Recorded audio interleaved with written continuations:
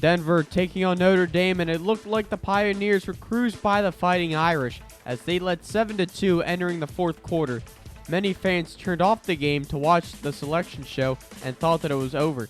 But there's a reason why they're called the Fighting Irish and not just the Irish.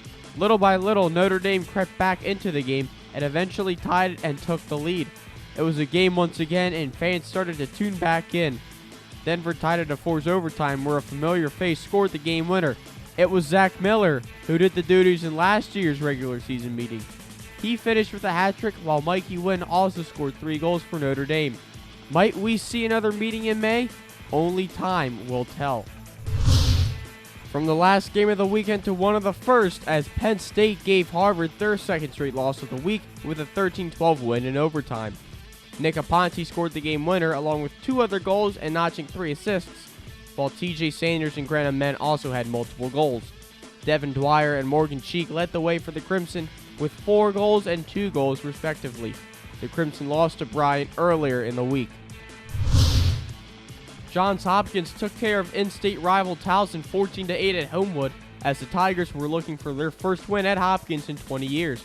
Shaq Stanwyck and Ryan Brown each recorded 4 goals to lead the Blue Jays offense, while the defense became the second team to hold Towson to single digits. Ben McCarty did get a hat trick for the Tigers. The Hop hosts Syracuse next Saturday in a big-time rivalry game. One of the biggest upsets of the week involved North Carolina again as they fell to UMass 14-9. Freshman Tyler Bogart had a hat trick, while Dan Muller had 2 goals and 2 assists.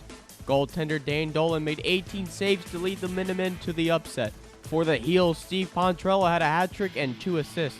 The Tar Heels have a very tough schedule to deal with, starting with Richmond and Maryland before beginning ACC play.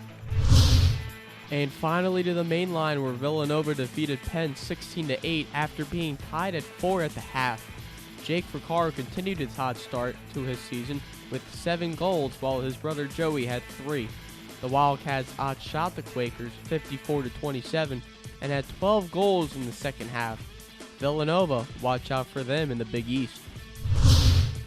Elsewhere in the nation, a pair of 15-6 results as Duke outlasted Loyola by that score. Miles Jones had 5 goals and 3 assists, while Jack Bruckner and Justin Gutterding each recorded hat tricks. And Stony Brook gave Rutgers their first loss of the season as Matt Schultz and Alex Corpolongo each had 4 goals. Meanwhile, Brian Von Bargen's career-high 3 goals helped Hofstra to an 8-5 win over Ohio State, and Brendan Donville's career-high 16 saves and Colton Rupp's 4 goals gave Cornell the 14-10 win over Virginia. In Patriot League play, BU improved to 6-1 of the season with an impressive 11-6 win over Colgate, and Army used a 7-goal third quarter en route to a 13-10 come-from-behind victory over Lehigh. UMBC rallied from a 5-goal halftime deficit as defenseman Garrett Haskins scored the game winner 6 seconds into OT to give the Terriers a 9-8 win. And OCC's 107-game win streak is no more as Nassau Community College upset the Lasers 10-9. Finally, take a look at my top 20 for the week. Denver takes the top spot after their win over previous number 1 Notre Dame. Syracuse, Yale, and Brown round out the top 5. Duke slips to 10 after being upset by Richmond, but rebounded after a very impressive win on the road against Loyola, who's at number 11. Harvard slips to number 14, UNC slips to number 17, Richmond and Army enter at 19 and 20.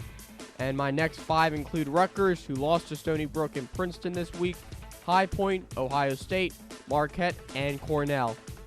That'll do it for this week's edition. I'm Chris Jastrzembski. For more content, make sure you follow us on Twitter at Lacrosse We Trust and online at inlacrossewetrust.com.